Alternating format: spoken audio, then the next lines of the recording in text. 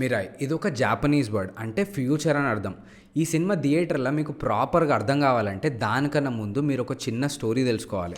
అశోక చక్రవర్తి గురించి మనందరికీ తెలుసు కదా, కానీ ఆయన దగ్గర ఉన్న నాలెడ్జ్ గురించే మన ఎవ్వరికీ తెలియదు. అదే నాలెడ్జ్ని యూజ్ చేసి కళింగ అనే యుద్ధంలో కొన్ని లక్షల మందిని చంపేసిండు.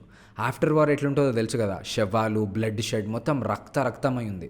ఇదంతా చూసిన అశోక చక్రవర్తికి విసుగొచ్చి బౌద్ధ మతం తీసుకొని అహింస దారిని సెలెక్ట్ చేసుకుండు. ఇంత నాలెడ్జ్ ఈయన దగ్గరనే ఉండిపోద్దని చెప్పి ఒక్కో సబ్జెక్టు ఒక్కో బుక్లో రాసి అట్లా 9 బుక్కులు తయారు చేసిండంట. ఆ 9 బుక్కులు తను నమ్మిన 9 మందికి ఇచ్చిండంట. మీకు ఇక్కడ ఒక డౌట్ రావచ్చు, 9 మంది ఎందుకు, అన్ని బుక్స్ ఒకటే పర్సన్కి ఇవ్వచ్చు కదా అని చెప్పి. కానీ అన్ని బుక్స్ ఉన్న ఆ ఒక్క పర్సన్ చేసే డిస్ట్రక్షన్ని ఎవ్వరు ఆపలేరంట. అంత విధ్వంసం సృష్టించవచ్చంట ఆ నాలెడ్జ్ తోటి. అందుకే ఆ 9 మంది ఇంకా వాళ్ళ జనరేషన్స్ వాళ్ళు ఇంకా ఆ బుక్స్ని అట్లనే కాపాడుతున్నారంట. అయితే మిరాయ్ అనే ఈ సినిమా ఈ 9 బుక్స్ని బేస్ చేసుకొని రాసిన ఒక ఫిక్షనల్ ఫిలిం. ఇందులో హీరో క్యారెక్టర్ చార్మినార్లో పెరిగిన ఒక normal human being. Black sword, అదే మన మంచు మనోజ్ అన్న దగ్గరనేమో ఆల్రెడీ ఒక బుక్ ఉంటుందంట. ఒక్క బుక్లో ఉన్న నాలెడ్జ్ తోటి ఇన్ని పవర్స్ వస్తే ఇంకా మిగిలిన 8 బుక్స్ నా దగ్గర ఉంటే నేను మొత్తం యూనివర్స్నే రూల్ చేయొచ్చు అనే ఆశతో ఉంటాడంట. కానీ నువ్వొకటి దలిస్తే ఆ దేవుడు ఇంకోటి దలిచిండు అనేమో అంటారు కదా, అట్లనే డెస్టినీ తేజ సజ్జాని సెలెక్ట్ చేసుకొని బ్లాక్ స్వార్డ్కి ఆ మిగతా 8 బుక్స్ దొరకకుండా కాపాడడం అండ్ అట్లనే ఆ ఉన్న ఒక్క బుక్ కూడా గుంజుకోవడమే ఈ సినిమా.